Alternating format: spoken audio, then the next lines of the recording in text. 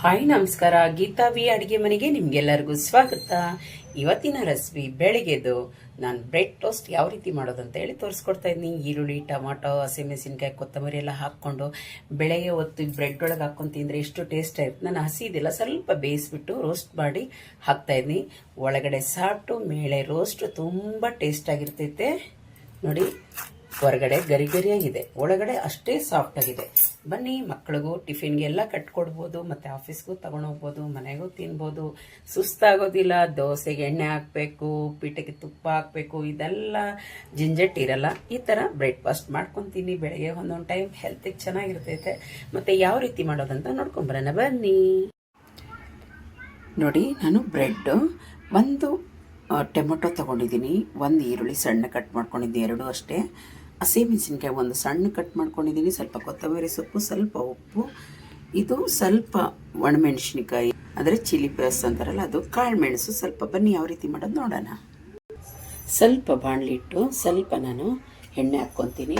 ನಾವು ಹಾಗೇನೂ ಮಾಡ್ಬೋದು, ಅದೇನು ದೊಡ್ಡ ವಿಷಯ ಅಲ್ಲ. ಆದರೆ ಸ್ವಲ್ಪ ಒಳಗಡೆ ಹಸಿ ಇರ್ತೈತೆ. ಕೆಲವು ಟೈಮ್ ಒಳಗೆ ಮಕ್ಕಳು ತಿನ್ನೋಕ್ಕೆ ಹಿಂದೆ ಮುಂದೆ ಮಾಡ್ತಾರೆ. 2 ಸ್ಪೂನ್ ಎಣ್ಣೆ ಹಾಕಿದ್ದೀನಿ. ಅದಕ್ಕೆ ಫಸ್ಟ್ ಹಸಿಮೆಣಸಿನ್ಕಾಯಿ ಹಾಕ್ಕೊಳ್ಳೋಣ. ಸ್ವಲ್ಪ ಜೀರಿಗೆ ಹಾಕ್ಕೊತೀನಿ. ನಾನು ಜೀರಿಗೆ ಹಾಕೋ ತೋರಿಸಿಲ್ಲ, ಇದು ಜೀರಿಗೆದು ಹೇಳಿಲ್ಲ. ಈಗ ಒಂದು ಈರುಳ್ಳಿ. ಈಗ ಚೆನ್ನಾಗಿ ಲೈಟಾಗಿ ಫ್ರೈ ಮಾಡ್ಕೊಬೇಕು, ಜಾಸ್ತಿ ಮಾಡಬಾರ್ದು. ನೋಡಿ, ಇಷ್ಟಾದರೆ ಸಾಕು, ತೀರಾ ಫ್ರೈ ಆಗೋದು ಬೇಡ.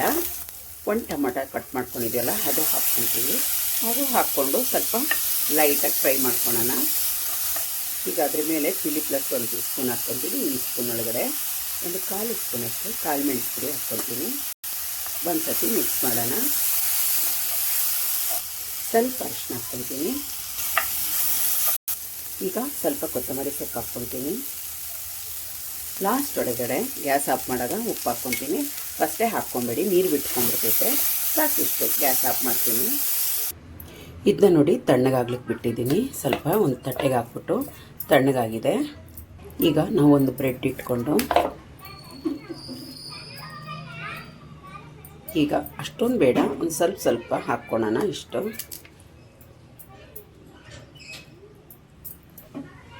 ಹಿಂಗೆ ಹಾಕ್ಕೊಂಡು ಅದ್ರ ಮೇಲೆ ಒಂದು ಬ್ರೆಡ್ಡು ಇಟ್ಕೊಳ್ಳೋಣ. ಸ್ವಲ್ಪ ಲೈಟಾಗೆ ಹೊತ್ಕೊಂಡ್ರೆ ಆ ಕಡೆ. ಬನ್ನಿ ಗ್ಯಾಸ್ ಹತ್ರ ಹೋಗೋಣ. ನಾನು ಬ್ರೆಡ್ ರೋಸ್ಟ್ ಮಾಡೋಕ್ಕೆ ತೊಗೊಂಡಿದ್ದೀನಿ.